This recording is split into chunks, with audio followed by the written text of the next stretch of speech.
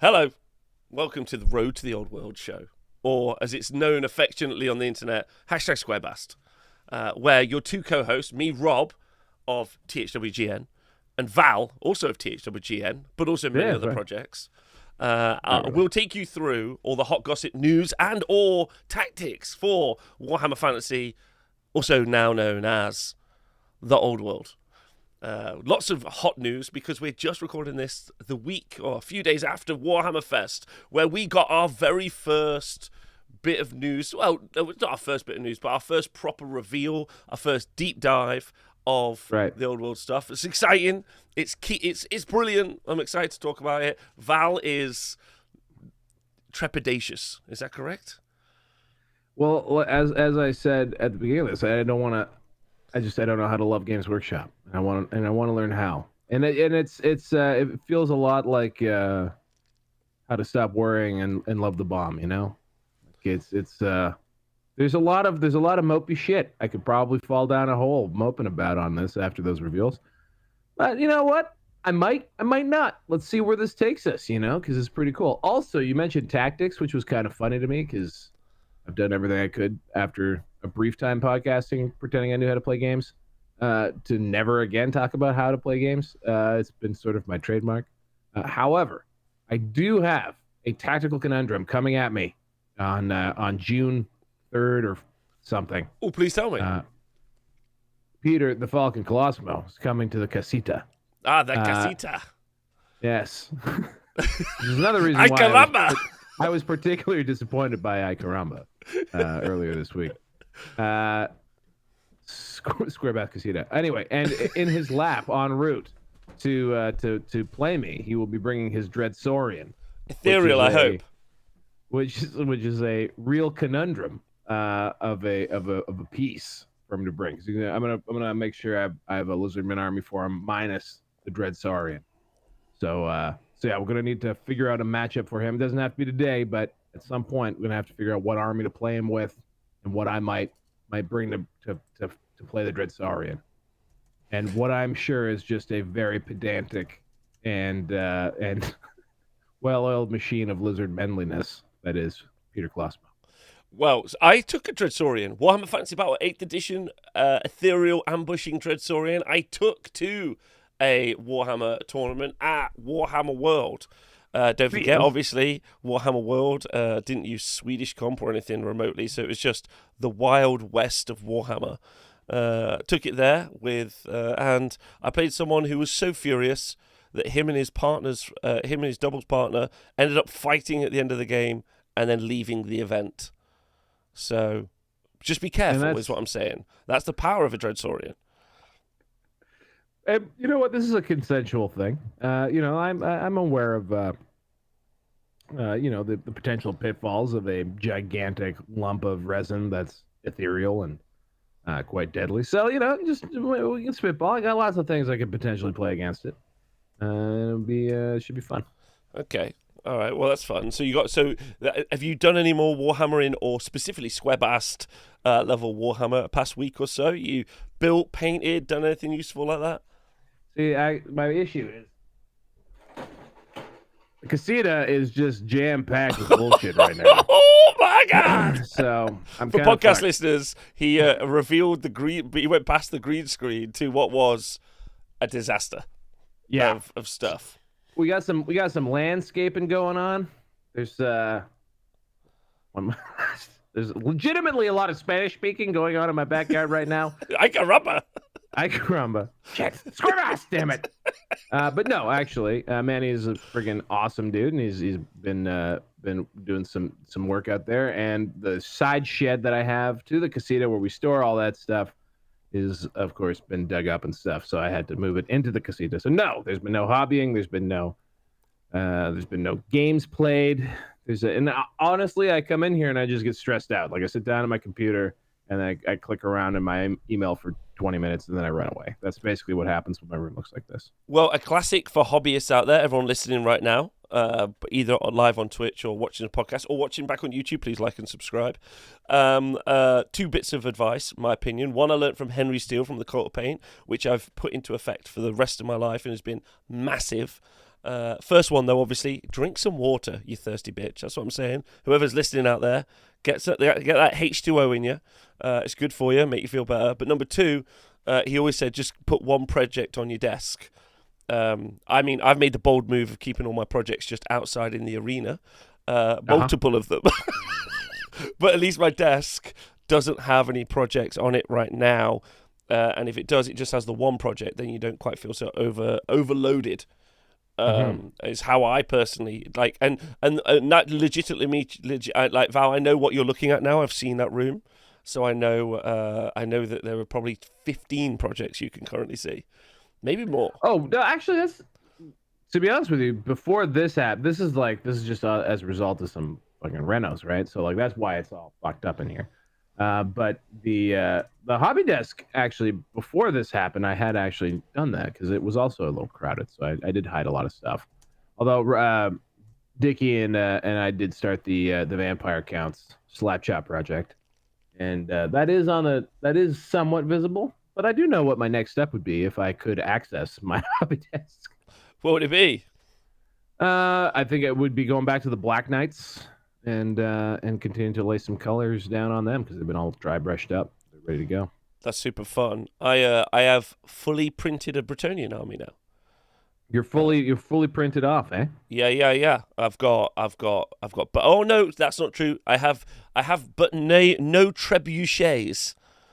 I think I've got one. I gotta figure out where it was from. But like, and in no way is this foreshadowing for later. But obviously, Bretonnians famous for cavalry. So I didn't print off any trebuchets. I did print out some bowmen. I did print out some peasant spearmen. But I thought the one thing that, because I'm playing Bretonnians, so I've done a Green Knight, I've done a bunch of characters, I've done all that. I was like, I'm obviously going to try my hardest to only play with cavalry because you're playing Bretonnia. That's the point.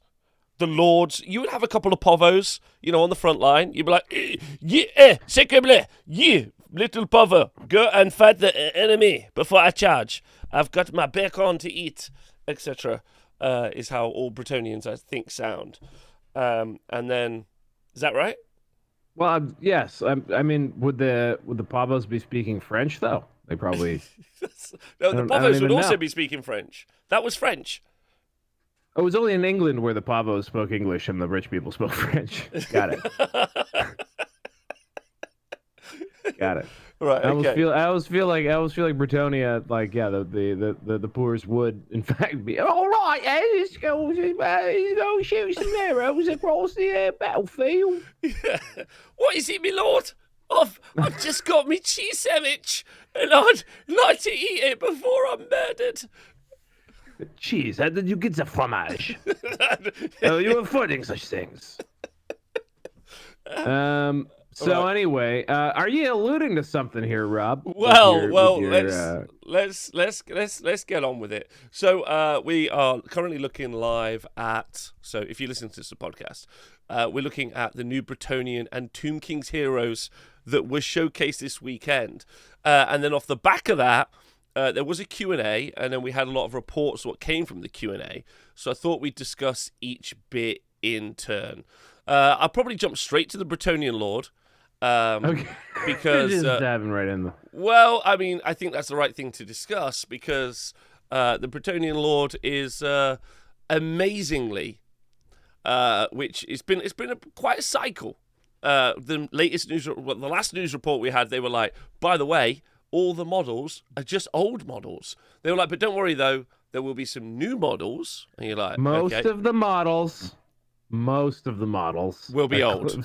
Will be old, clearly, as far as Bretonnians are concerned. Yeah. Maybe they're just doing like what they used to do with the old battle boxes, where you have a bunch of minis in there with no discount, and then they just add like one single like standard bearer.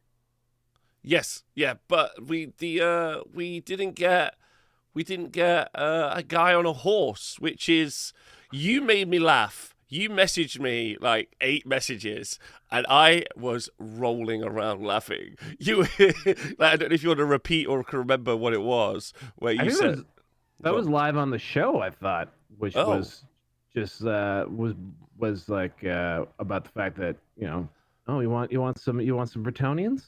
Oh, well, how about these mounted yeomen, these peasants on horseback, which I'm calling will be a plastic kit, What, mounted yeomen. you think mounted yeomen are a plastic kit? Yeah, we're gonna get plastic mounted yeomen, and we're gonna get plastic knights on foot. So we're gonna get peasants on horses and knights on foot. Perfect. Contradiction. Perfect. But what did I say that made you laugh that I forgot about? You said imagine waiting 8 to I mean because specifically with Bretonia, we'll come to Tomb Kings in a minute, but specifically Bretonia is kind of one of those cursed model lines that, like, if they if they did dwarfs first or they did Empire, there's like a whole bunch of, like, towards the end of Warhammer Fantasy Battle kits that were released. They're fairly new, a lot in plastic. Bretonia at the end of Warhammer Fantasy Battle was already an old line. It was already old. So not only launching, like coming back to the old world and being like, hey, we're doing Bretonia, you're like, amazing. That's definitely the one, because of all the ones that previously needed updating. That was the one. Yeah, that was the one. So, and then yeah. and then coming in and being like, but also only the old models is a mind-blowing statement. And then be like, okay, but there will be new models. You're like, oh, wow, okay. Cavalry, because it's Bretonia. Emotional. And then they fuck you again, and it's a guy on a foot.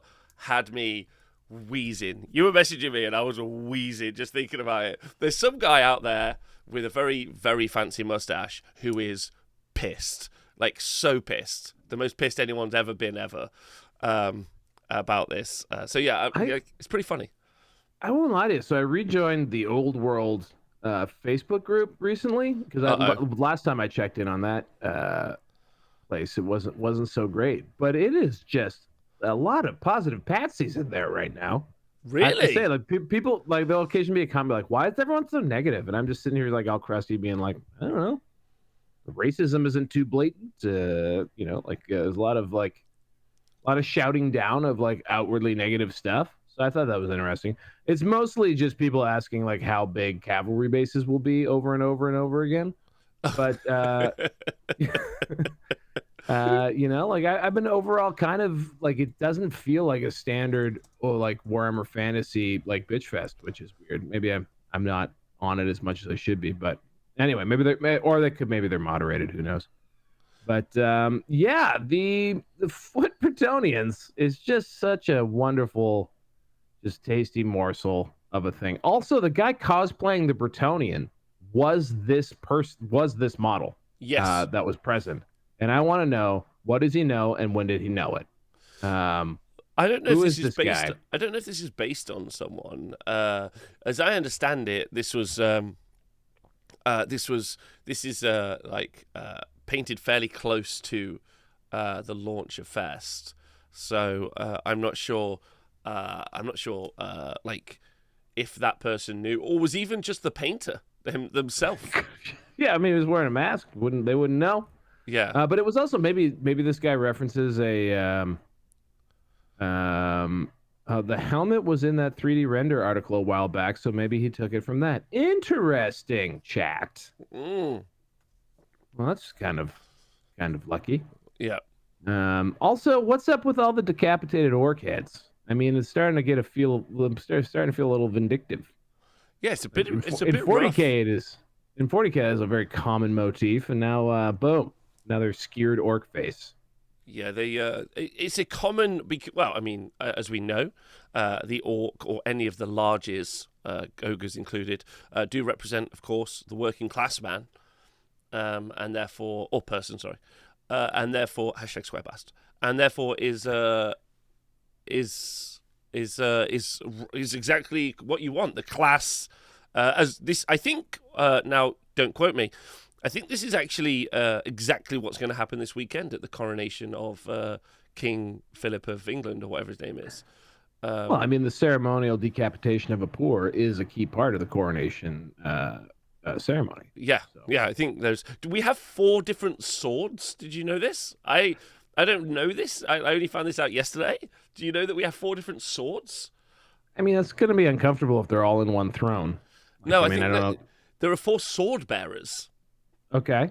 And what are they all for? The sword of, I don't know, there's like the sword of destiny, the sword of I don't know. I can't remember. Obviously, I didn't read them. Swift slaying, I think, is one of them. Yeah. The sword of anti-heroes is another.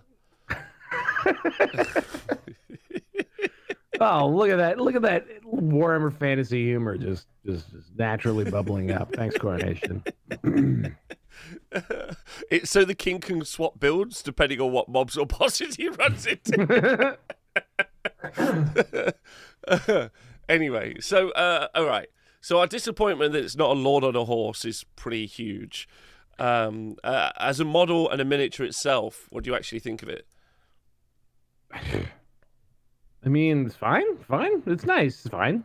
I mean, if it's resin, none of them will have those lovely antlers after like 3 weeks of use. They'll That's just true. snap off. But no, I think he's totally fine. I mean, it's definitely a return to form.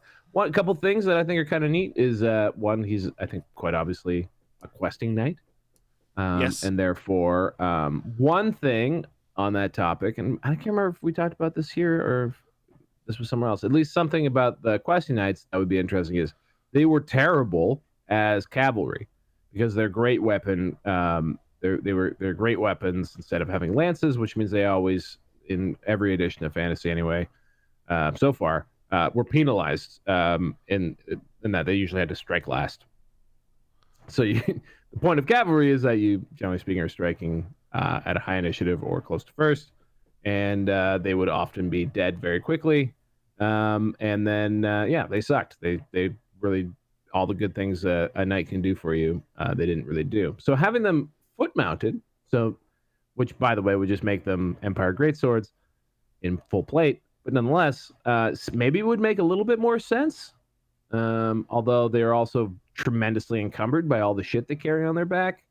So I'm just talking in circles here. I don't know how to love you, Games Workshop. I want to think that this maybe questing knights would make some sense as foot knights. In the old days, the foot knights weren't whole units; they were heroes you could buy and put into units. I'd like this to go be to the champion, Tech for Warhammer Worlds. or to be like a leader of a unit. Square based. So like maybe that's what this guy is. Maybe it's not a full unit. I don't know. We'll see.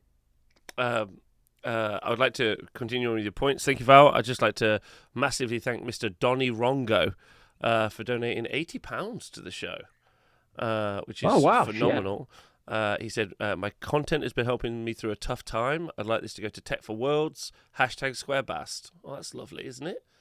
Thank you, Donny Rongo. I want to cry and also reply to Val's point, so I don't know what to do. I don't know.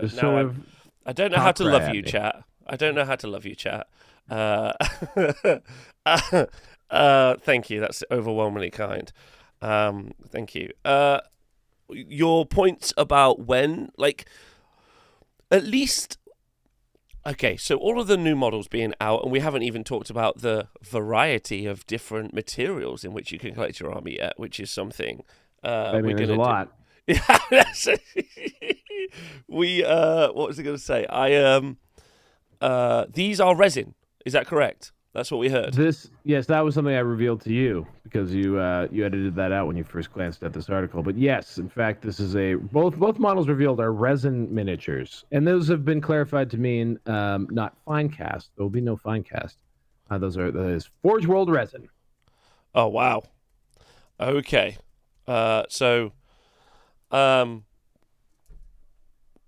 Yikes. Is that correct? Is it a yikes?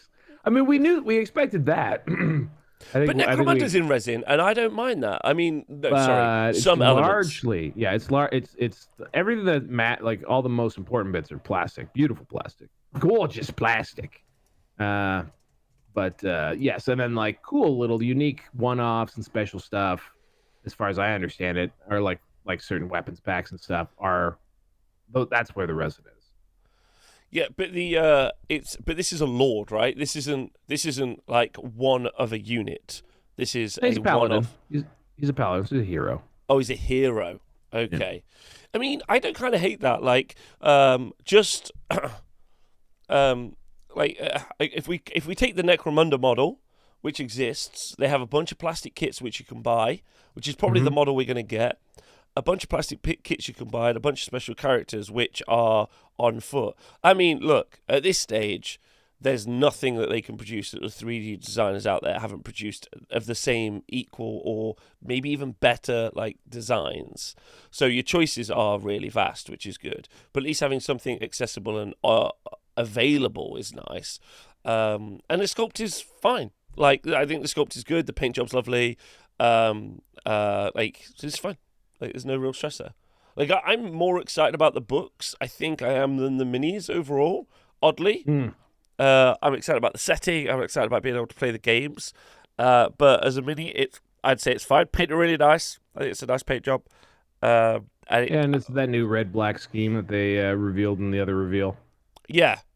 Yeah, definitely. So, yeah, I mean, I don't hate it. Someone corrected me on this because I was a bit confused. I'm not sure if you're up to date with your Bretonnian heraldry.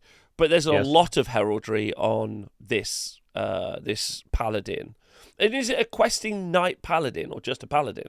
Can we get a trigger warning for that close up of the slaying orc face? Like, that is pretty gruesome, man. Yeah. Although it does give us some insight into the inner workings of an orc.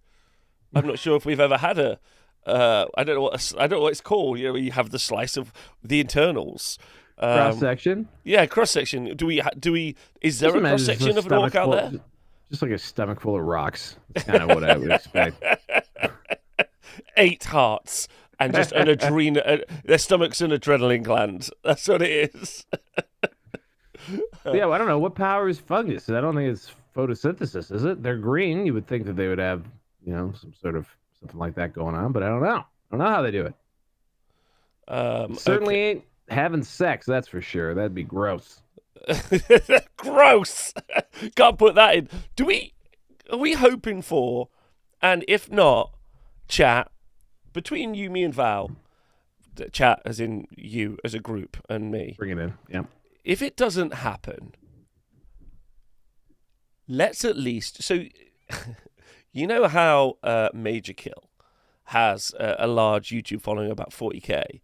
But then what he does also is his Patreon. Once a month, you get some like hentai, basically. That's his. Shit. I should join the Patreon. You definitely shouldn't. If you ever get the chance to look at what his $1 tier image is, it is not square-bast. Let's just put it that way. Not square-bast. But maybe we could set up an old world Patreon once a month. Just some romance tales in the old world. Like, do you know what I mean? Like, maybe we could just bring the sexiness to the old world. Maybe that's what we should be doing. Maybe we're not thinking this through. Like, we should be hitting up that sexiness. What do you think? Well, I think it's quite obvious that ChatGPT 4 would be an excellent way to do that. There's also probably just like a roiling like cesspool of sexy fanfic based in the old world. I am sure. I'm virtually certain that 99.99% of it would also not be square-bass. Quite the opposite of whatever that would be. Well, we could do #square-bass romance. We could, but we would definitely be creating our own genre, and I'm not sure how popular it would be, given my assumptions of the tastes that exist out there. But this is the thing, you don't know. Like in England, we have, I don't know if they exist also in America. Obviously, the TV drama version of this is a Hallmark movie. So like a daytime Hallmark movie. But in England, we have these like Mills and Boons books, I think is what they're called. But they're basically saucy, erotic, like fiction for mums, etc. Okay. Kind of like pre 50 Shades of Grey, and as always, thank you to the brave fighters of the Mujahideen for giving us 50 Shades of Grey. But the kind of maybe that's a market we haven't explored for #squarebast. We get in there, we go to a couple of book fairs, and they're like, "What is this?" And I'm like, "Have you ever wanted to be a damsel in far off Bretonia?" There's a story there. Guys, I don't know if any of you have ever picked up what your mom's reading, but there's some horny moms out there, and Rob's got Rob's got a point. Like my mom, like is a nice school teaching lady, and she like I don't know when it was that I picked up one of her books and like flipped to just a random page, and it was pretty steamy. I gotta say, it was steamy stuff. And she's just casually reading it at the kitchen table. It's like, what? All right, cool. It's an interesting thing. Or even just 50 Shades of Grey as a cultural phenomenon in general. You know, it's interesting. And you're right, an untapped option for us to think about mining the depths of. Also, and again, I won't push this any further because this deserves its whole own show. But like, what if we were to just rewrite, as in, and I mean, what I mean by this is, like, as in just literally, like, you know, search for the names and change it. What if we were to just do the Twilight series of books, but just kind of change Bella? I think that's a name for some. Like Arthur? Is it Arthur? I don't know, but the main guy just change into Vlad von Carstein. Like, just directly change. How would that read if it was just that story? Well, I mean, Vlad's already a romance, right? Vlad's got his gal. He does. So I mean, so there you go. I think that would translate perfectly. All right, good. Because it could be like the you know, ever wondered, do you like Vlad? Well, how about Vlad as a teen? Huh? Like, boom. Like, boom. People that eat it out. Mining the depths is a common term in such books. That's correct. Yeah. Okay. I don't know how to bring us back, to be honest, because I was the one who segued us, so I apologize. That's fine. We were talking about build materials of the line, which have been revealed to be Forge World resin, plastic, Okay, I'm going to read it for everyone, just so everyone gets the context. New models for the game will be released in Citadel Plastic and Forge World Resin, and they'll join a whole range of resurrected and revitalized miniatures from prior editions of Warhammer Fantasy Battle in plastic, resin, and, drumroll please, metal, to make satisfyingly varied armies. I gotta say... Tell me you hate us without telling us you hate us. That was, in my opinion, that is the guy that wrote that, put full stop, went up, and he just got himself a cup of tea. He was like, he was staring at that page for hours, just staring at it like, what the fuck? How do I tie this sentence off for satisfyingly varied armies? He's like, I did it, boys. High-fived everyone in the office, got a cup of tea. So, metal minis, hey? So the thing is, like, I mean, I guess this is probably I'm gonna try and assume some things here, which is they got to a fork in the road, which is they couldn't release Old World without a lot of the stuff, like all of the most of the character models and all that kind of stuff would have been sculpted, originally in metal, and then later in fine cast. And fine cast sucks balls. And I have noticed that a lot of the made-to-order stuff has been in metal. And I think you made a joke about this, that there's just like 3 lads who like are just have been there for 100 years. The only unionized labor force they have is just the 3 guys who know how to use the metal cast. And that's what's up. But yeah, basically it was, we can do fine cast or metal, or maybe fine cast wasn't an option because they're still fucking pumping out fine cast bullshit for ranges they expect to sell more. So they're like, yeah, we'll just give these idiots metal. That's what it feels like a limited batch type of approach. Although I have no idea on the manufacturing side how it's done, or like what would make them choose one style over the other. Well, they definitely still make metal models, at least in Warhammer Fantasy. Age of Sigmar. Well, there's at least one set of metal minis that I could name, and also a bunch of the Lord of the Rings stuff is still in metal. So they still have. I've heard that. Yeah, and I've seen made to order is almost always metal. So it's maybe whenever they can avoid doing fine cast, they do. I don't know. Yeah. Okay, but they have someone producing metal. Is the point. So they've got to keep those people, like those production systems, in check and going until they decide to give up on the whole process. I mean, I don't know. Satisfyingly varied armies, though, is fantastic. Again, if this is like Necromunda, where it's the plastic kits and then you get a couple of special characters in resin. I've bought some of the Necromunda special characters recently. They're a bit of a bitch to put together, to be honest. One slip of the hobby knife and you will be ruining a £30 model. Right. Because it is fairly soft as a material versus plastic. So that can be a bit of a nightmare. And obviously you've got to use super glue to put it together. And then activator, which if you don't know what activator is, go buy yourself some spray activator. You're actually doing it wrong if that's where you're at. I mean, for a lot of metal miniatures, you've got to be pinning them properly, or else they're just gonna. Sorry, I was talking about resin. fall to Sorry, pieces. but yeah, tell us about metal.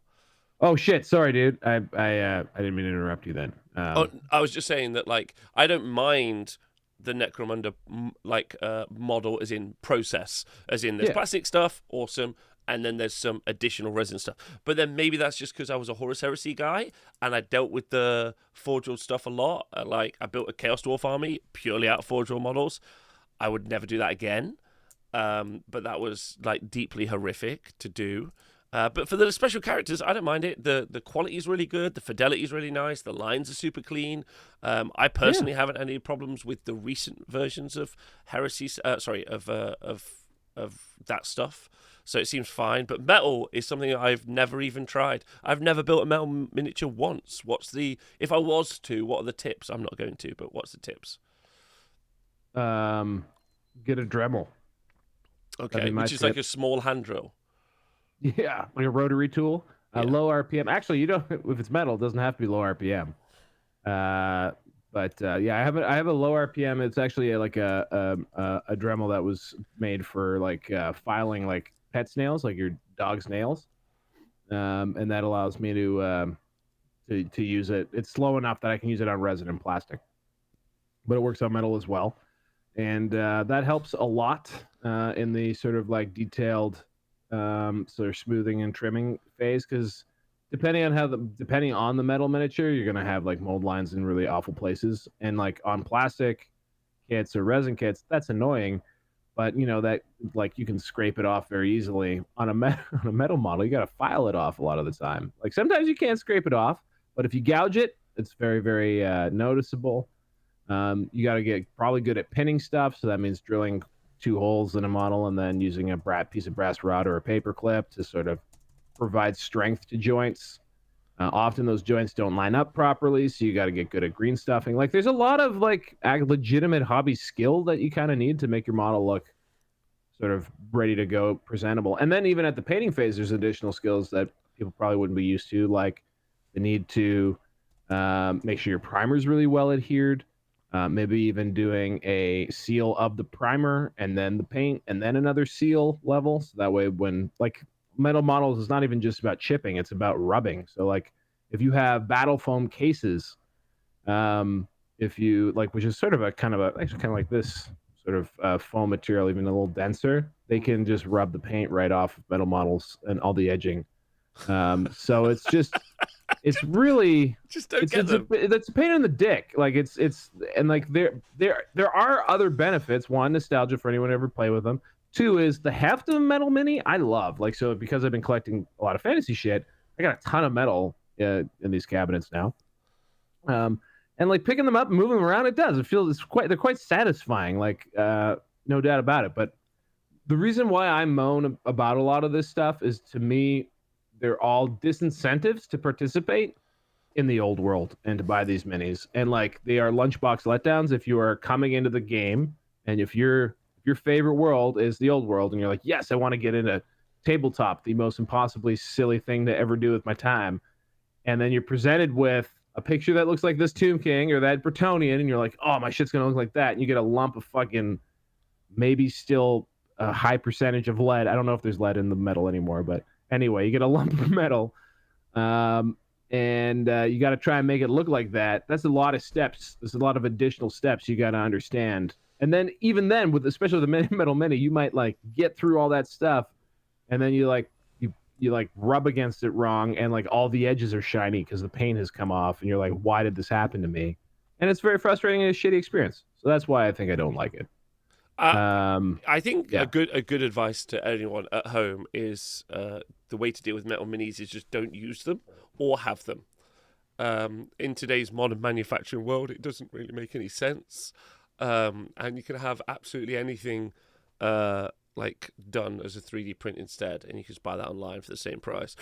I guess a lot of people feeling pretty sad about the reveals for Old World, specifically because the way that they've revealed it. Sorry, go on. I can just make a request from for Sorry again.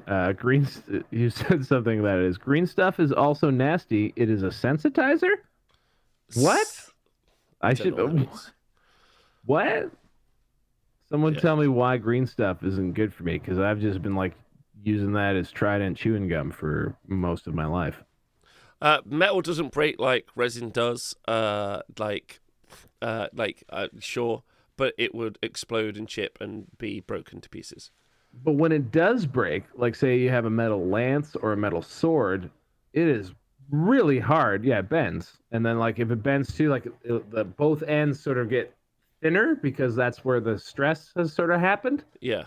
And so it's very hard to pin back together, hard to repair metal models a lot of the time. So it's a real pain in the deck. I'm really waiting for what's up with green stuff. I'm kind of like resin. Green stuff is a skin sensitive, prolonged unprotected use can cause an allergic reaction. Well, I would have had one by now if that was true. So you're a liar. Okay. Right. So I think if anyone's picking up on it, the energy about the Old World, because we should be thrilled, right? We got a new Bretonnian sculpt, we got a new Tomb King sculpt, but the issue is I think like the messaging, very much like everything that happened at Warhammer Fest itself, but a lot of the messaging coming out of SDS, which if you went and looked at the messaging for the new Age of Sigmar stuff, specifically kind of the new Cities of Sigmar cavalry, they literally then showed you a picture of the old cavalry in like a critical article at themselves, and even some of the messaging at the event in the live studio was wrong, misleading, which is a problem as well. So I think they didn't seem to understand. I will say, like in that presentation, they didn't seem to really know what they were looking at. There were a few dead air moments where like Eddie would be like, "And what do you think of this?" to the other guy. And the other guy was like, "He's a skeleton. He's got some robes." I don't know anything. I don't know, Eddie. Yeah. So yeah, I think talk about Horus Heresy. Yeah. I think the major issue is that they don't have, and again, because Games Workshop no longer lets the creatives who work on the project, it's quite hard. Like, if you think about it, if you're the person and I have actually physically done this job, but I used to go to meetings to get briefs from different creatives so that if I was going to do a show on a subject, I could learn some stuff or I would read a book. If you were going to present for every one of Games Workshop's miniatures range, you would need several briefings to be like a part of that conversation. And I assume both of the presenters for the Old World just hadn't had those briefings, where if they had just had a briefing for just 15 minutes, or they brought on one of the creators, Rob, our AI robot who's creating the game system, if they'd have brought them on to actually discuss what we saw, I think we'd all be in a little bit of a better place. But I think like launching with, hey, these are loads of old minis, then following up with, also, if you want some minis, they're going to cost resin and be expensive as shit. It's a rough like first hit. Like you're like they're not really gaining momentum. Everything feels like a stumbling block at the moment. That said, I still think it's going to sell gangbusters. I think everyone who's currently disappointed is disappointed because they feel emotive about it. You can't ever be disappointed and sad about something if you didn't care a lot about it. That's not how it works. Yeah. So like I know like Val, you care a lot about it. You want it to be good. You want to have fun with it. So you're feeling sad because you're excited. So actually, I have to like pause because I've done a lot of thinking on this because I'm burned out hard on 40K because I got so fucking mopey about it, and it was like basically being concerned about shit that's outside of my control, right? Like a lot of people very much enjoy these games, and yeah, but they might be annoyed about decisions that are made or approaches that are taken, but they don't like get emotionally impacted by it. It's why I eventually stopped giving a shit about Star Wars, is because so much of it was a disappointment for me that I was just like, the good stuff I couldn't really enjoy anymore. And now they're trying to trick me with their cleverly produced TV dramas. Not happening, Star Wars. I know what's up. I know what's up. You can't just keep putting Pedro in things and I'll watch it. That's a lie. That's a lie. I'll watch it every time. But like, for me, a lot of the frustration is like, why would you half-ass this, right? Like, that's where I get upset. I get mad because it's being done in a stupid way, and that doesn't mean that I can't enjoy it. It just seems like such a stupid waste, and it feels like someone, I don't know how this even got greenlit in the first place, because every indication is that they don't want to do this. It's very strange to me, because like just the act of being like, we're gonna sell all this stuff again. So that simple declaration, and this is also an interesting thing, is I wonder if they will. So like, they say that there's going to be a focus, for example, on the old world factions. Everyone gets rules, but are they going to sell everything out of the gate? You know what I mean? Like, or do they only sell what they've released rules, like refreshed army books for? I have no idea. But let's assume that they are bringing everything up that they need to like have like available for people to play, which adds a tremendous amount of inventory, period, that you have to now stock or have somewhere in a warehouse. It means that you're producing this instead of other things. So like you're making Tomb Kings instead of Space Marines.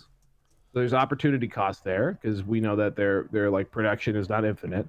So like, essentially, once you decide to produce this game, it is a massive like logistical undertaking. Even if you don't do it particularly well, it's taking away from other things. So therefore, why half-ass it? Like, why would you half-ass this? Why wouldn't you have people designing all new like characters and metal minis and stuff? We see this in the STL world in 3D printing.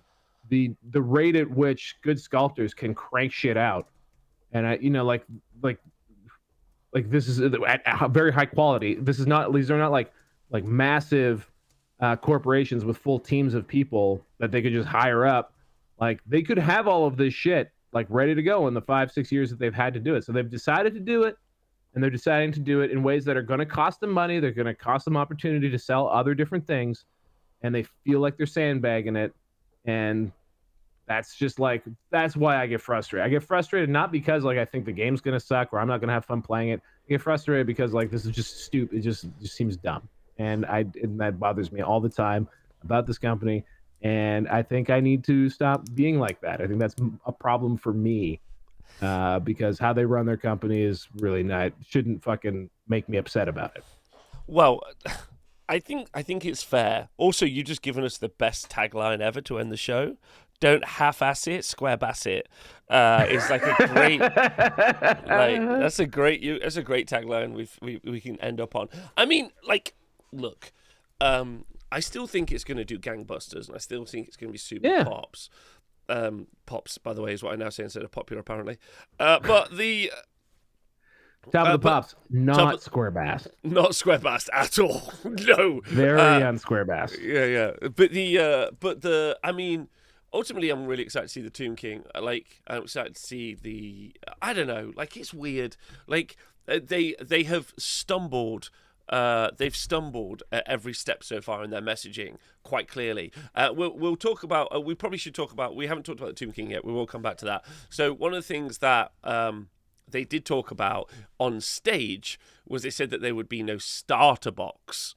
Oh, man. Right, yeah, okay. So they got asked, is there going to be a starter box? And they were like, no, there's no starter box. But the problem is, for Games Workshop, having worked there again, is they're very specific. Yes. Their Vanguard boxes, for instance, for 40k and HC right now, they do not call them starter boxes. Their Vanguard boxes, you do not call them starter boxes. Like, they specifically will have been meetings, been like, on a whiteboard, is not a starter box. Do not call a starter box. Indomitus, when they launched that for 40k last edition, was not a starter box. Yeah, it was just a box. And so the problem is those like a launch box or start. Yeah, they have very specific terminology which they do not Their messaging, as we've talked about many times, communication is awful, so they do not communicate well. So someone asked them that on the stage, and they're like, no, it's definitely not one of those.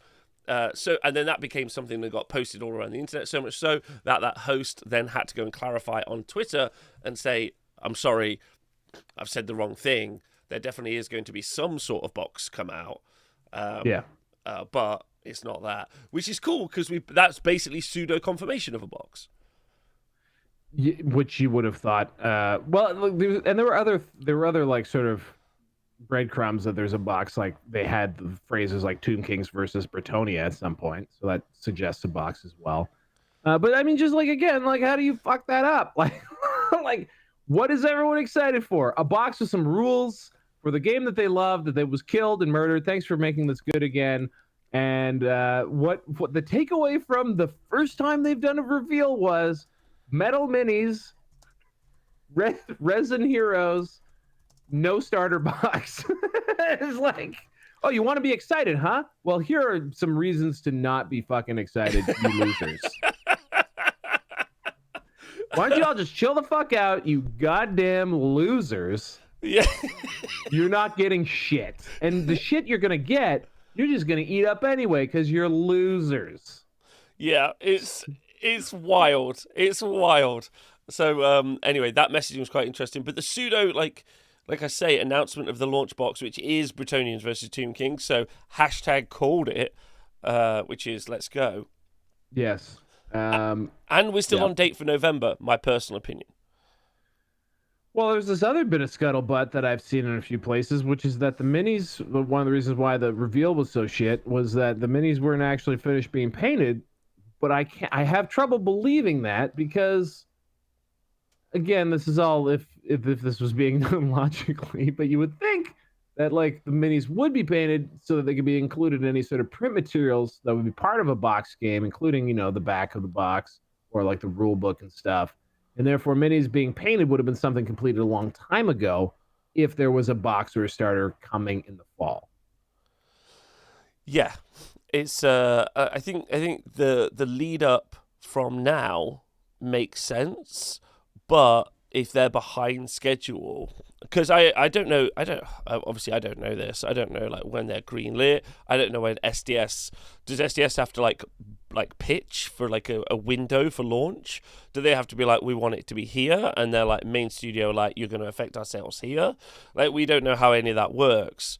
But I think that box is coming in November. Like I'm again saying it right now.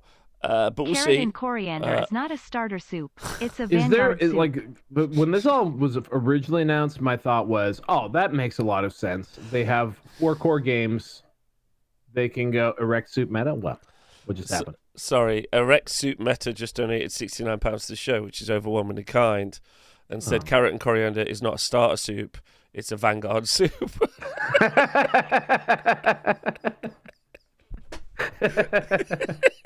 That's good. It's good. Wait a minute. Are you getting the? Yeah. Sorry, I don't have a way to route that through to you. Yeah, you do. Go XLR can do it. I don't. I'm not using the Go XLR straight. I'm just going straight into a Scarlett 1.8 IA.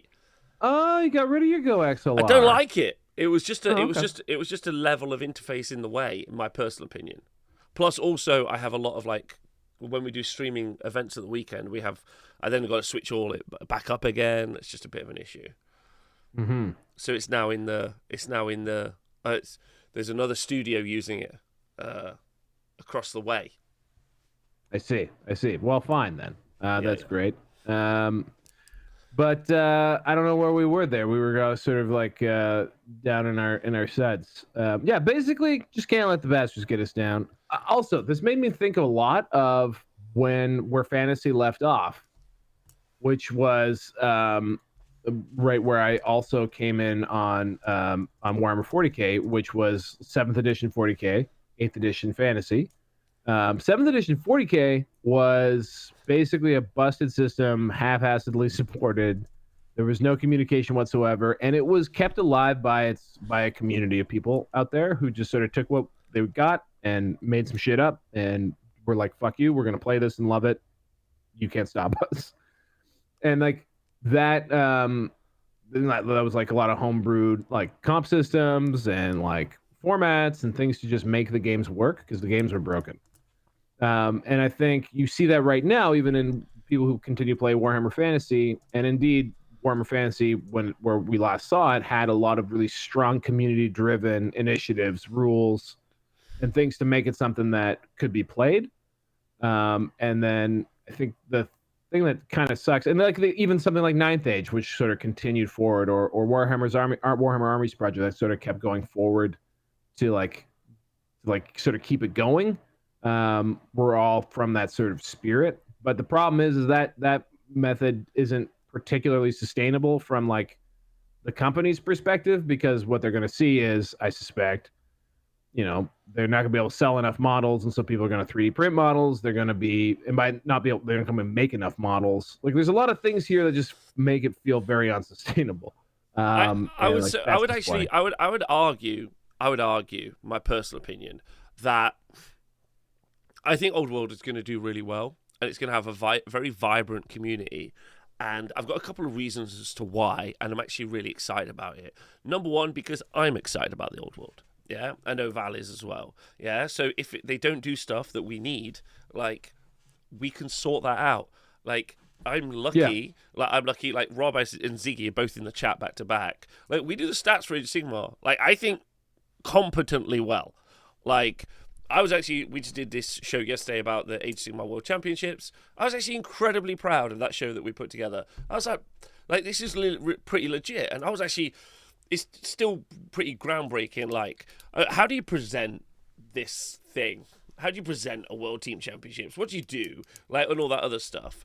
But making some PDFs of some FAQs, building a little website, having all the information that we need so we can play the Old World and tournaments around the world, no problem. Like, we got that. Like, making content that's way better than their content, easy. Like we got this in the bag, and as a community, there are loads of other communities to do the same. Blood Bowl is about to have a 2,000-person World Championships. Yeah, Games Workshop have never streamed one Blood Bowl event in their life. Yeah, they're like, nope, not for us. Too confusing. I'm out. Yeah, like not even like they didn't even have a Blood Bowl stand at Warhammer Fest. It's so wild. It's so wild and insane, right? Like, but like you're like, oh yeah, I bet Blood Bowl's not bigger than 40k, mate. Like, huge. Absolutely. And like, what's the support from Games Workshop? Just occasionally, they release like a book with a couple of pictures in. Massive. Age of Sigmar, like, support from the community, massive. Warhammer Fantasy Battle, even though the game is dead, technically, support from the community, massive. I honestly don't think if you want to be part of a community, there's a way for Games Workshop to think it's under-supported or kill it. And so actually, this announcement is kind of like, oh, okay. Like, it's kind of like, how much are we being involved? How, like, the kind of like slow messaging is like, how much are we going to do? How much have we got to take on? And the answer is loads. But like, if the website that hosts the Old World stats also has a link to all the 3D Patreons where you can print the stuff that's the same, that's their fault, not our fault. Right? Like, that's on them. Right? They fucked it up for themselves, not us. So like, there's a bunch of stuff. Yeah, man. I think that is all the right way to think of it. And I think when I'm not being annoyed by things that I can't control, that are outside of my control, then that's probably what I come back to. And the fact that this game fundamentally is awesome. I think, like, we haven't seen anything that hints at what kind of a rules right they're going with, but like, fuck, man, if I could get people to play 8th edition fantasy tomorrow, I'd be into it with like some very minor changes. So like, yeah, we'll see how it goes. Overall, though, like, yeah, this reveal was just like a what the fuck. Like the Q&A stuff too. The fact that they go like in camera, like it's like a secret session when like when the people are allowed to ask questions of the presenters is really a bit rich for me too. It's kind of got like Big Ben Shapiro vibes when like someone steps up to the mic, asks the question, and then the mic just goes quiet. Yeah, like the questioner, like so. Metal Minis feels like mic goes off, like you don't hear from them, and then Eddie's like, next question, please, next question. Like, oh, you haven't answered my question. I was like, next question. So, and like a lot of the most like meaty stuff came out of the Q&A afterwards. So like I've got like a little Reddit type up of some of this. With some good. So one is no plans for Mordheim yet, but if things go well, maybe.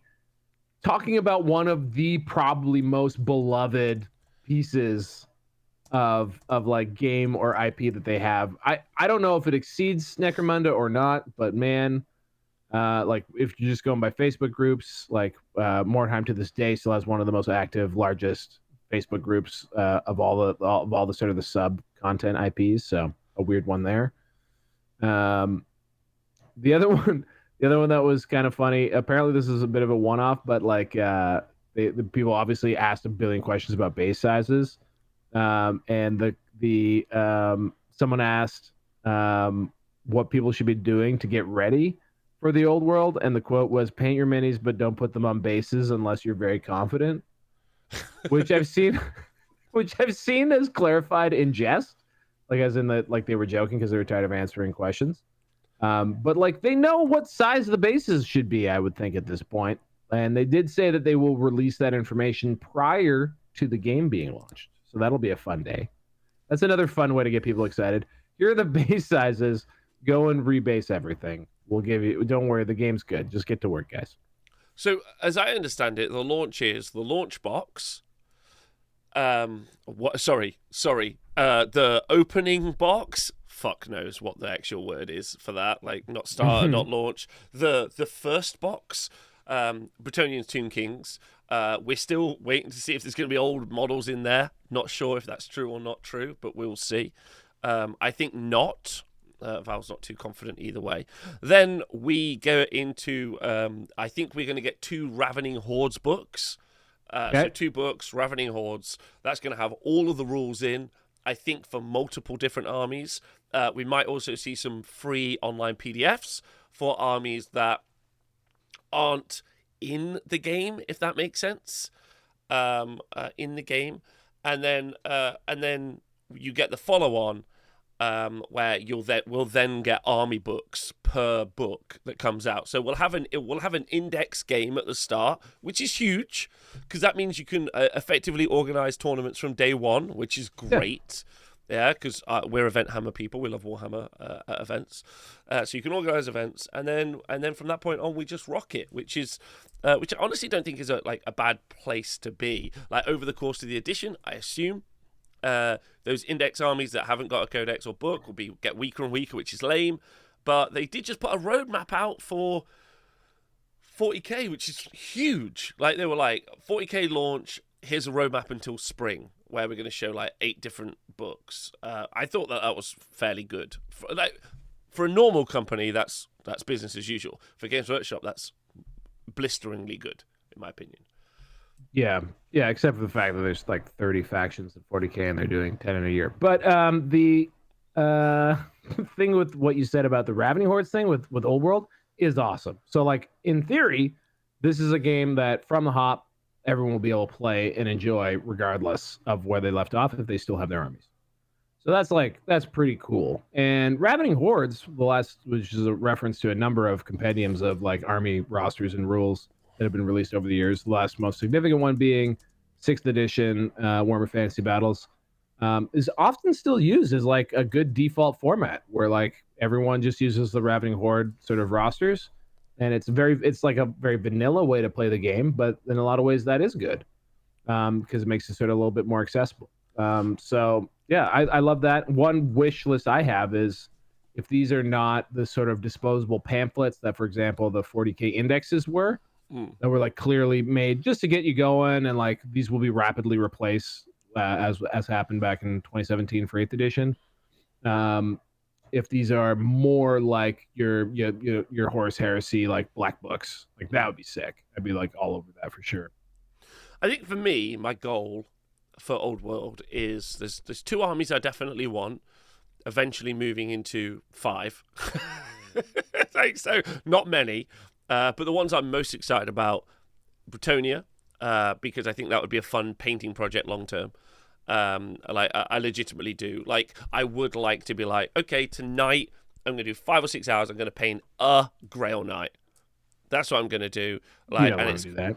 But you know what I mean? Like that's like, I think that's not legit. I want to think I'm the person who would want to do that. I could do that. I could do that.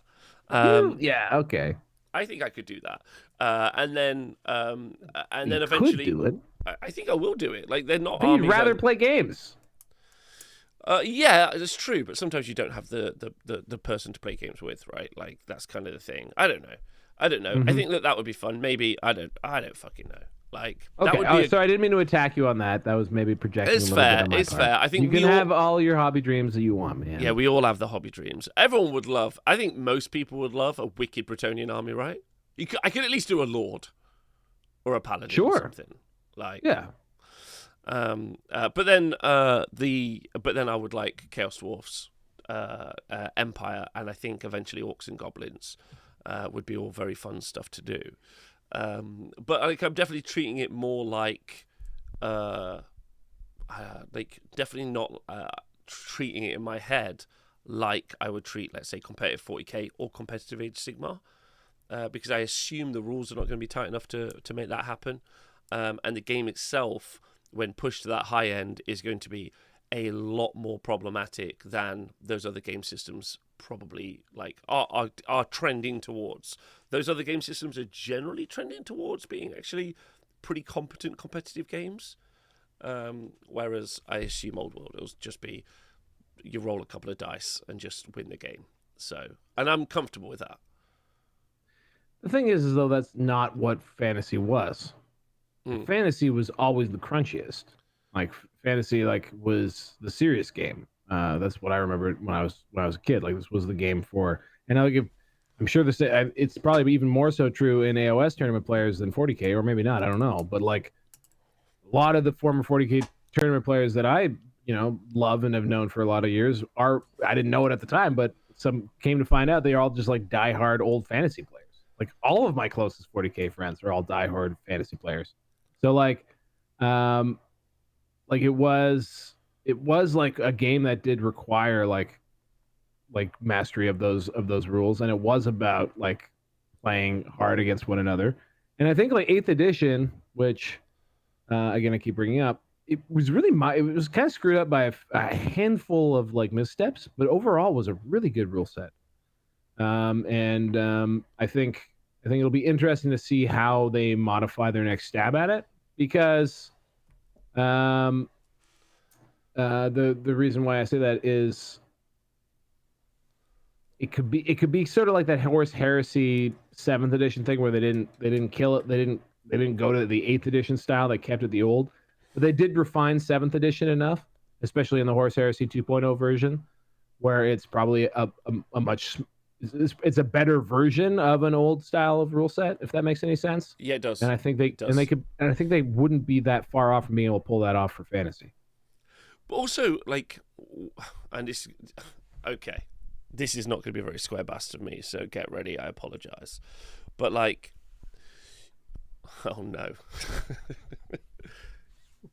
What is that trigger? Games Workshop needs the community. Are immigrants ruining Warhammer Fantasy this whole time? No.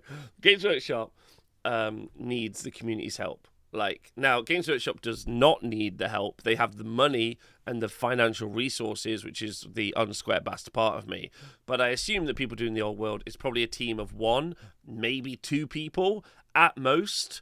They probably, very much like Age of Sigmar, needs the stats done, and very much like 40k needs like an external play balance team, which is what they do have. Like, again, Games Workshop have the resource to do this themselves. They don't. But if we want to have it be something that's a little bit more progressive, then there's the opportunity for us to step in and help. Again, not very fuck corporations of me. I apologize. But it is in the interest of the game itself, and also, the existence of that. And I know for a fact, like, the Blood Bowl people did that as well. They kept Blood Bowl going for like 20 years on their own back. And then Games Workshop walked in, and the NAF people were like, "Yeah, we're going to help you out. Like, we'll help you launch the box." The NAF people got nothing for it. Probably got a box or something. Who knows? Which is like not really recompense for the millions of pounds they would have made for Blood Bowl, I assume. So yeah, like I know it's not very Square Bass to me, but like ultimately, like whatever format the game comes out in or whatever process, there can be a lot of resources that we produce ad hoc. Like terrain maps, like that box isn't gonna have terrain maps, like at all. Like that book isn't like there is no way that the old men dealing with old world even understand that terrain is a feature in the game. They'll be like, "What? You don't just have some things?" I'm like, "No. What does a tournament look like? Is it asymmetrical? What's the situation?" They're like, "Well, we don't know." I'm like, "Have you got keywords for it?" They're like, "It's a house." I'm like, "What does a house do?" Like there's no way that's in there. So I don't know. It's weird, right? It's weird. So I apologize for my non-Square Bass take there. So I think, well, look, if people engage with the game and they organize events and do stuff, no matter what, like that has the potential to force Games Workshop to, see things as they are being played. Like that was being around when GW came down from the mountain for the first time in a long time in like sort of that 8th edition 40K era when they started showing up at events and tournaments. This is where I first met you. And just seeing how shocked they were at how a tournament looked, like literally like arguing with players about whether or not they could quote do something, and like the player knowing full well that they could based on how it was written, but the author also being there knowing what he meant. And there being this like hilarious like rubber meeting road moment for them where that was probably a little bit disorienting. And like they had like cheeky bits where they would, especially in the launch of 8th edition, talk about, I remember they were essentially referring to Death Stars and how they were like saying characters couldn't join units anymore, but like who would want to join like a captain on bike with a unit of like space wolves, like all this stuff, like all of these things that would get mashed up in the rule set that was created by them, that they maybe didn't see as a potential consequence or something that people would want to do. And so like that like chafing against having to write restrictive rules rather than sandboxy rules, sort of, I think maybe that Jervis Johnson mentality, I think has been sort of a dichotomy that has been finally losing out, where they've been getting back to writing systems of play that have more constraints and are tighter. And even 8th edition, by the way, like 8th edition fantasy was from a bit more of the previous era of like, we're writing a game system. It's not just a sandbox of like, here's a bunch of bullshit, go figure it out. That was happening in 40K big time. But I think the last time we saw Warhammer Fantasy Battles, it was an actual rule set. Like that did attempt to be like definitive and rule set, written in really loosey-goosey ways. They maybe didn't have the actual technical skill to pull that off, but that was certainly the intention. And they treated it that way. They had FAQs, they had errata, up until a point, like when they decided to raise the drawbridge and say, "No, fuck you guys, we're not talking to you anymore." But you can see that, like, there are army books that are errata and have FAQs, and there are army books that do not, that were just released and go fuck yourself. So I think it'd be hard to look at the way that they write games right now. And yes, maybe Chat Rob AI is maybe an older gamer, but probably I feel like the culture, even in, and you can tell me from Necromunda how it is, but even in like something like SDS, it does feel like they're back in the habit of actually making games. Am I crazy? Well, I mean, Heresy, like, they made games, right? Like, so, like, I mean, we're lucky. Like, actually, I think we're very lucky that Old World is coming out of SDS and not Main Studio. Because SDS and Main Studio are basically just separate islands. Like, they kind of understand each other a bit, but probably not. I very much doubt anyone in SDS can probably play 40k or Age of Sigmar, and then I very much doubt anyone in the Main Studio can play Age of Sigmar 40k anyway. Small joke. No, they can't play Necromunda, for instance, or Blood Bowl, or something like that. I very much doubt that there's a cross pollination, but. That does mean that you get, like, we're getting Old World coming out of the group that play make Necromunda, Titanicus, Heresy. Like there's a diverse like game state available there, so they've been exposed to multiple different kind of environments and game systems, which some of them are wildly open and silly like Necromunda, and some of them are a little bit more focused, like you see obviously with Blood Bowl and with the Heresy. So actually pretty exciting times for fantasy players, because it's a more diverse pot. It's coming out of a smaller team, not as much resources, maybe not as much time to spend on it, but they're definitely far more like, they're less isolated as a group, which is actually really positive, because then they can understand that like it's not my way or the highway, which is definitely what like current 40k, or all of the previews that we're seeing for 40k does look like it's self-referential game system versus like overhauled design, if that makes sense. So like all of it feels like plasters and stickers. It's like a house of cards, like we got from 4th edition or whatever it was, 3rd edition 40k up to 7th edition 40k. Whereas at least this, we might get a bunch of like, oh, okay, because they've relaunched several game systems in the past few years. Blood Bowl, like Necromunda, Titanicus, like they've been in the like Horus Heresy, they've been in the process of just releasing stuff over the past decade. So like the messaging is terrible, but maybe the actual like structure of what they've decided to do game wise could be really good. I'm actually quite excited about that. Like, so if that's a positive, I can throw away. I just thought, I don't know if we haven't done this yet, but we haven't actually talked about the Tomb King sculpt. So how do you feel about? So this is a legit Tomb King on a square base. Yeah, sure. I mean, I'd have to look up like existing Tomb King sculpts. Both of these feel very much like they didn't skip a beat. Like they feel designed really, really well on point. I do like that he is. They both also represent the old model technique of either look at this or look at him. Or the point. Yeah. They're like, look at this orc skull on a stick, and look at that guy with the orc skull on a stick. Also, Bretonnians launching against Tomb Kings, and he's got an orc skull. Anyway, on his base. On his base. No, I think he's cool. He's dynamic. He's got like that like desert breeze clearly flowing over him.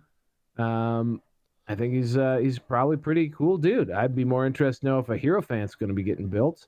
That'd be really neat, or whatever their gigantic construct was that never got a model.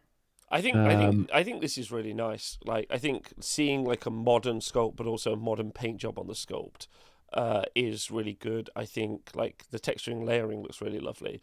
But as a miniature itself, like it's very clean, like lots of good lines, lots of additional stuff. Obviously, same studio that's kicked out a lot of like Horus Heresy Thousand Suns over the past decade are gonna have a lot. Are gonna have a lot of thoughts on scarabs and scimitars. Right. So like that's nice to see. My personal opinion. So I'm pretty hype about it. I think it looks really nice. It really does. And I'm very excited for the art, is what I'm going to say. I'm very excited for the art. It's nice that they let off with, this is a Tomb King though, right? Or am I wrong? This is a Tomb King sculpt. Yes, this is Tomb King, but the other thing is a paladin. Yeah. Right? And a paladin is not a lord. A paladin is a hero, but a Tomb King But a Tomb King is a hero. A Tomb King is a Tomb King. I would think he's a lord.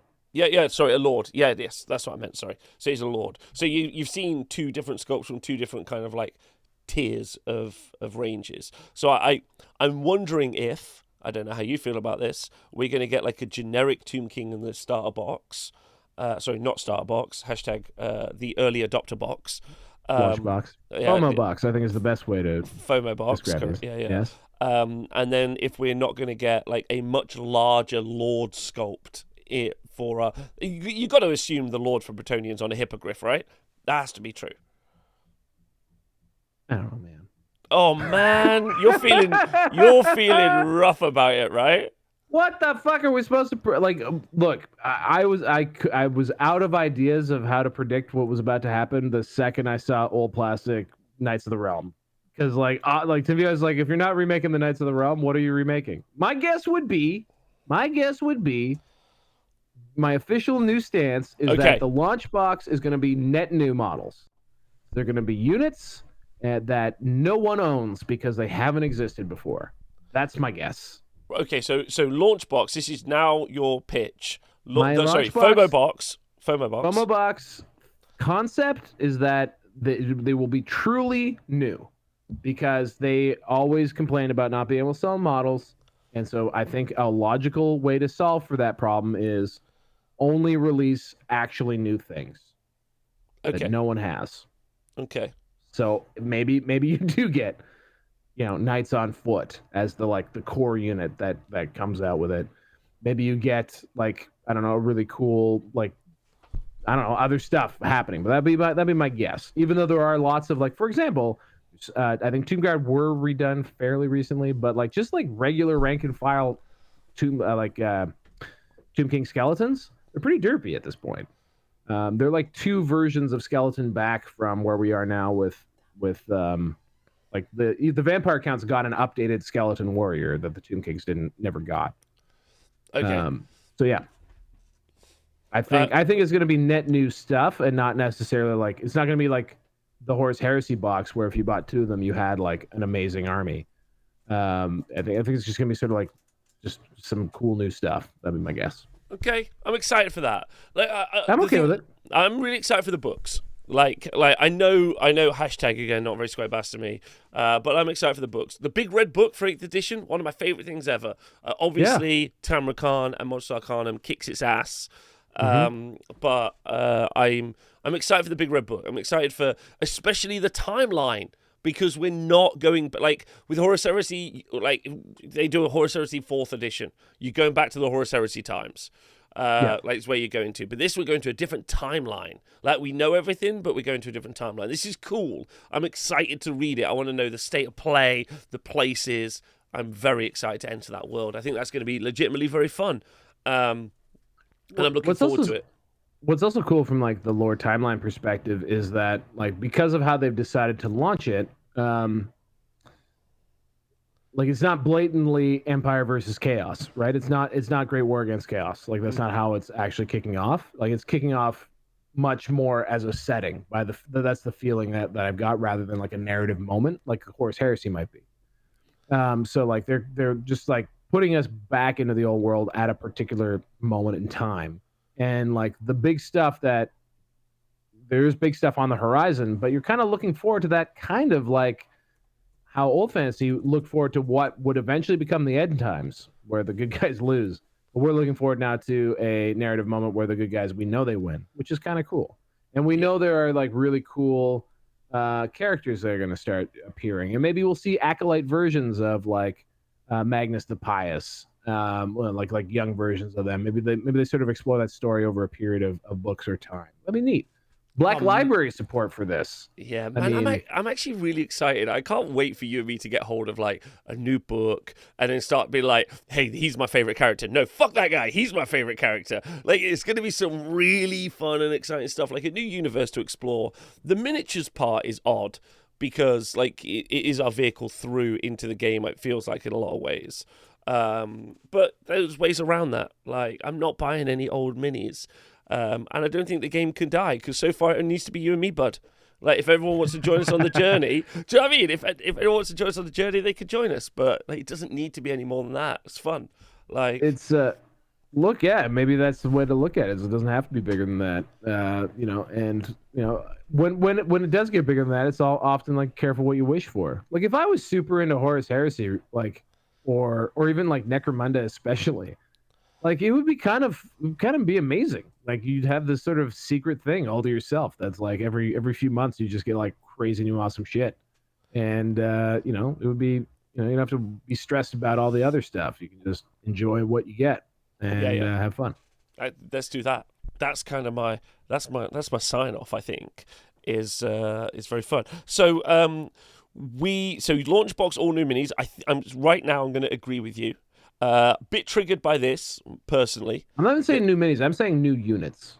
I'm actually going full. I'm going full on all new stuff. So maybe it's stuff that just has a different name, like they just did with the Tyranids for some reason.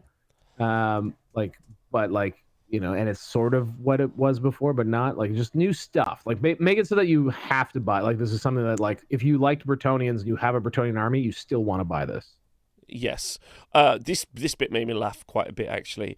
They showcased two very old pieces of art, like mashed together. They were like, "This is the launch box versus," and I'm like, this is YouTube level content.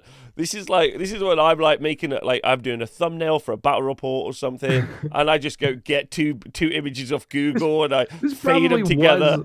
This probably was a thumbnail for a battle report. Also, my first thought when I saw this was like, why didn't they flip the horizontal on one of these?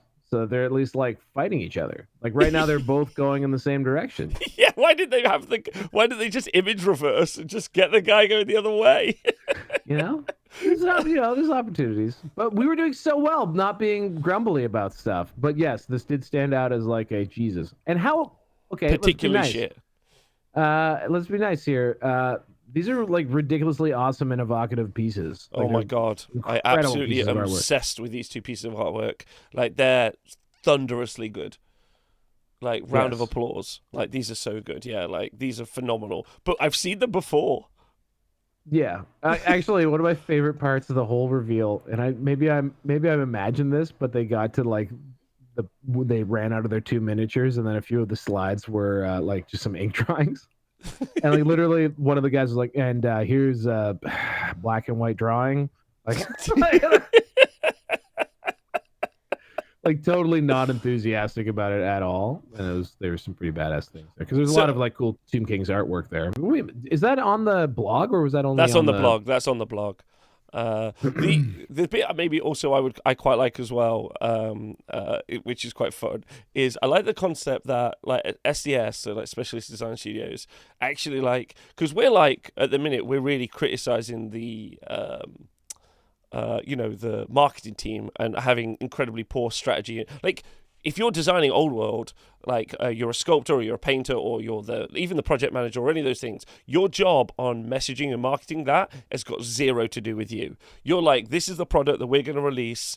It's on marketing to make that be something palatable to an audience and to make it make sense. The fact that we know marketing hates SDS, so that like that's like something I personally know. So that's something that we as a community know because we're sharing that info. But I like the idea that SDS might also hate marketing, right? And so they're like, marketing are like, we want to do an Old World show. They're like, yeah, man, here's a mini. And they're like, anything else? Like black and white drawing. They're like, have you got the art? And they're like, do you have like a launch box or something? They'll be like, bro, like we'll get it to you when we get it to you. Don't hassle us. There's no start there box. There's only a launch box. Yeah, that's limited edition. Like I like the idea that maybe we're not seeing the other side of that, and maybe SDS are just like, fuck you guys, we'll launch it. Yeah, we're not bothered. They're probably all people in the Facebook groups talking to people. They're probably I think that's fucking sick. I want, you know what, and like that's what I should start rooting for, is just that that SDS is just trolling the wider company at this point by making them release Warhammer Fantasy, which actually makes me happy. Like they're just in like the big corpo like meeting of like, all right, here's our goals and objectives. All right, SDS, what are you working on? Warhammer Fantasy, mate. No, we said no. We blew it up. Yeah, we were doing it. We blew it up. We're doing it. We went back in time to before you blew it up, mate. Can't stop us. Because actually, like just thinking about it now, I think you might be right, because just the very concept of bringing Warhammer Fantasy Battle is actually moronic. Like they were like, we've blown it up, new game system. As a wide company is my point. As a wide company, blowing it up. They're like, it's over. We're moving on. Here's all of our new stuff. And then they're like, yeah, but there's just two lads, bit surly, in the corner. Yeah, but what if we brought it back? No, not but what if. Like they're pissed in the pub, like on a Friday. They're like, oh, do you know what? I'm really pissed off them lads in marketing if we just brought back the whole Old World. And they were like, he's like, how much time you got? He's like, Well, I've sculpted 57 Necromunda minis last week, so we're good for 8 years on Necromunda. I got a couple of weeks. What do you want to do? Let's just release all the old shit. Be hilarious. Yeah, like it honestly sounds like a prank the more you go through it, and I'm in. As long as the joke is on Games Workshop as a whole and not me, then I'm in. Although I'm okay with both. Let's root. Let's currently root. Let's build the story as we're rooting for SDS versus Games Workshop in the most ironic, hilarious troll we've ever seen. I'm in. You know what? I think we found it. I think I came into this wondering, how can I love you, Games Workshop? And the answer is, I love SDS, which sounds like a venereal disease, and I'm in. It's not a good name. Like, Forge World sounded fine.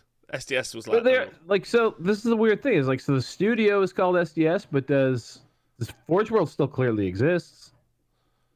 No, SDS is now Forge World. Forge World no longer exists as an entity. But like as a brand, Forge World exists. As a brand, Forge World exists, but like in the because internal it says studio, will be SDS. released in Citadel Plastic and Forge World Resin. Yeah, Forge World is the manufacturing process. Got it. But SDS is like the creative group now. Okay, cool. So that's pretty cool. All right, okay. Well, leave it here. Good luck in your battle against the Dreadsaurian. Well, we got weeks to talk about that. That's basically all of our content for the next. No way. We need to do the Tomb King deep dive next week. You want to do Tomb King deep dive? Okay, and then Lizardman deep dive after that. Oh, now I got to know my enemy. Although I already know it. Prepare for me to get very crunchy on that. All right. Yeah, I'm excited about that. Okay, all God right. bless. Well, good luck. I hope everyone has enjoyed this episode of #SquareBast. It's been a pleasure to talk to everyone. If you do like what we do, obviously you can support the show, like, subscribe, comment, join Patreon, all that other stuff. We will obviously be setting up the Patreon soon for the romance stories in the old world. Yeah, loving the old world. I think maybe that's the title. Once a month, a semi-erotic story coming from us. Who, if you were to set, I guess let's finish the show off. You're gonna set our first novel or small short story. Where you gonna pitch it? Like, do you want to do Tomb Kings? You get to use the word bone a lot. The bone zone. How about just like a skink and a spawning pool? A skink in a spawning pool. Who does the skink fall in love with? The spawning pool. He falls in love with the spawning pool. Why not? Let's go. Let's get fucking weird about this, man. All right, okay, I'm in. That's great. Could you just send me the story later from ChatGPT? I want it. You got it, man. Yeah, right. So loads of love, chat. Thank you to Val for being a superstar as always. Loads of love. See you soon. Bye.